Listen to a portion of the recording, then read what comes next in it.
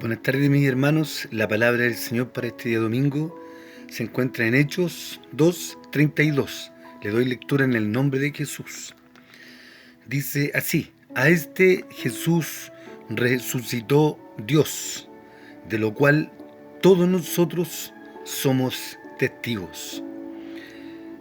Este versículo, esta frase, la dijo Pedro, y fue en su primer discurso.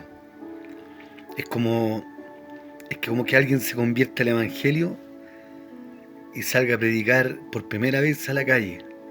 Así le pasó a Pedro. Este fue su primer discurso. Y después que dio este discurso, 3000 personas se entregaron a Jesús y le reconocieron como su Señor, bautizándose además y pasando a las filas del Evangelio en su primer discurso. A este Jesús resucitó Dios, de lo cual todos nosotros somos testigos, refiriéndose en especial a los apóstoles que Jesús había escogido para presentarle este evangelio, este camino, y enviarles a predicarlo también, para que otros también como nosotros hasta el día de hoy conociésemos de que un día hubo un personaje llamado Jesús, científicamente comprobado ya que Él estuvo en la tierra, y los que creemos en Él sabemos que sí fue resucitado, y si Él resucitó y venció la muerte en la cruz del Calvario, logrando el propósito de abrir, resucitar primero quiero decir, y después abrir las puertas del cielo para que todos pudiésemos entrar. También nos convertimos en testigos por medio del Espíritu Santo de que sí hay un Señor llamado Jesucristo, que hoy día es nuestro Señor y que ha sido resucitado de la muerte al tercer día. Ese es el motivo de lo que se celebra hoy a nivel mundial, la resurrección de Cristo Jesús. Y el tema de los huevitos de Pascua se hace por otros motivos, pero lo importante para el mundo cristiano y para los que creemos en Él, que hemos sido convencidos por el Espíritu Santo a creer en Jesús. Pedro, a estas personas que eran 3000 más o menos, y más incluso, pero él estaba con 120 primero, y se paró en el lugar y comenzó a decirles: no se maravillen de estar escuchando que estos están hablando en nuevas lenguas, porque esta frase que él dijo, la dijo cuando había descendido el Espíritu Santo y había bautizado con poder, con fuego, con nuevas lenguas a los 120, los Pentecostés, ¿se recuerda eso? Entonces muchos murmuraban: están ebrios, tomaron vino, ¿qué les pasó? Algunos se maravillaban: oh, mira, ellos eran los galileos, los que estaban con Jesús, qué tremendo, qué poderoso. Me imagino el sinfín de comentarios, pero entre ellos habían personas que dudaban y decían: no, están llenos de mosto, están ebrios. Pedro, al escuchar todo esto, se puso en pie y les dijo: gente, varones todos, los que están escuchando, esto es lo que está escrito, que el Señor iba a derramar de su espíritu sobre toda carne, y los hijos iban a profetizar, y vuestros ancianos soñarían sueños y verían visiones, los demás, los jóvenes. Y esto estaba pasando, y en medio de esto Pedro dice: a este Jesús,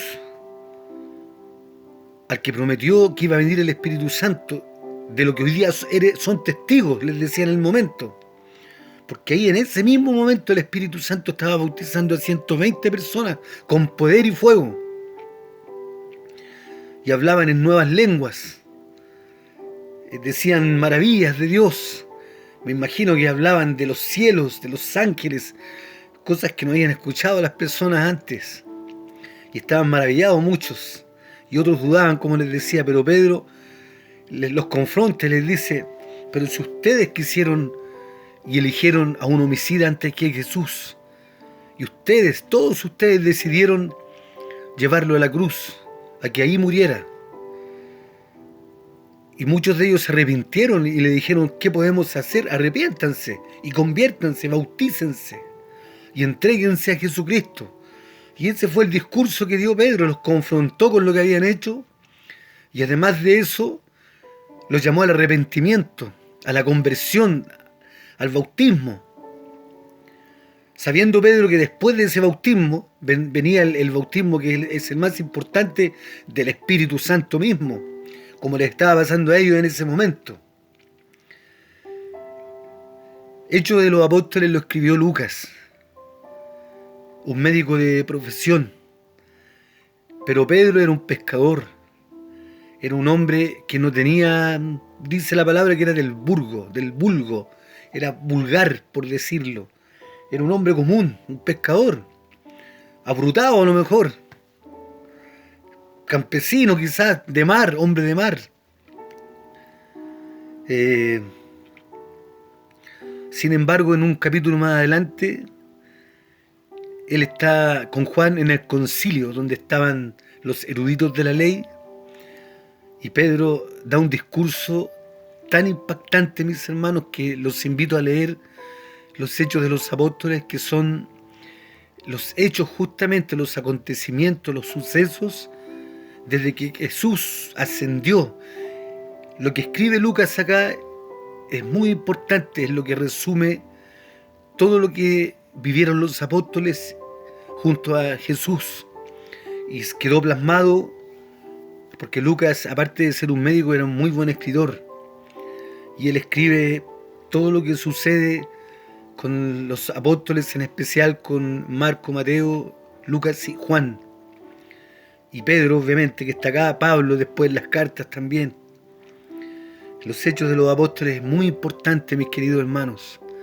Ellos revelan y ellos fueron testigos oculares, porque yo le pregunto a usted, ¿usted fue testigo que Jesús resucitó? Ninguno. Lo creemos porque el Espíritu Santo nos convenció de que así es y lo creemos. Pero estos hombres fueron testigos, estuvieron ahí y quedó registrado por las escrituras que hizo Lucas y otros más. Estas escrituras han sido estudiadas por científicos, las que han deducido que esto es verídico, es real, que existieron estos personajes, en especial Jesús. Y de la resurrección de Cristo se habla, por supuesto, como un hecho real también, de parte de la ciencia. Por supuesto, la ciencia va a tratar de alguna manera, evidenciarlo, pero eso se evidencia desde el espíritu.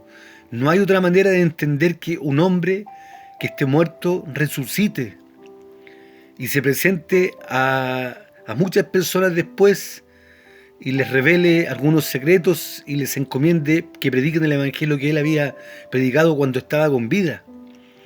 Si eso pasase hoy día, le prometo que todos creerían en esa persona, que es lo que pasó acá. Muchos creyeron en Cristo después que resucitó y se empezó a murmurar de que Jesucristo había resucitado. Pero estos hombres que está escrito aquí en los Hechos de los Apóstoles son los principales testigos. Y te quiero en este día, mi hermano, pedirte con todo respeto que lo leas. Lee el capítulo 1 y 2, son impactantes, son impresionantes, de hechos. Léelos. Sale Pedro, habla y se convierte en 3.000 en la primera predicación a la calle, se convirtieron en 3.000, porque él estaba tan convencido de que su Señor Jesucristo era tan real lo que él vivió, lo que le encomendó, tan poderoso, tan genuino, que ha sido traspasado a las generaciones venideras hasta hoy y seguirá siendo así hasta que Cristo venga por el Espíritu Santo. El Espíritu del Señor ha puesto este mismo conocimiento que tenía Pedro en nosotros. El tema es que nosotros no vivimos como vivía Pedro o los demás apóstoles. Y ellos tenían muchos errores, como yo, como tú. Pero ellos creyeron en Cristo con toda su alma y su corazón, y de hecho dieron su vida también por esta causa, muchos de ellos. Lo importante es que tú y yo, hoy día, somos templo del Espíritu Santo porque vino un día un hombre llamado Cristo Jesús a traer un evangelio.